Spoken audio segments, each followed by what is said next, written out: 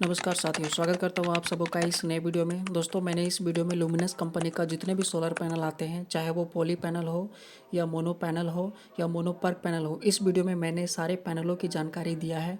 Luminous का जो भी सोलर पैनल्स आते हैं वो कितने वाट का होता है और उसका प्राइस क्या होता है, सारी चीज़ों की जानकारी मैंने इस वीडियो में दिया है।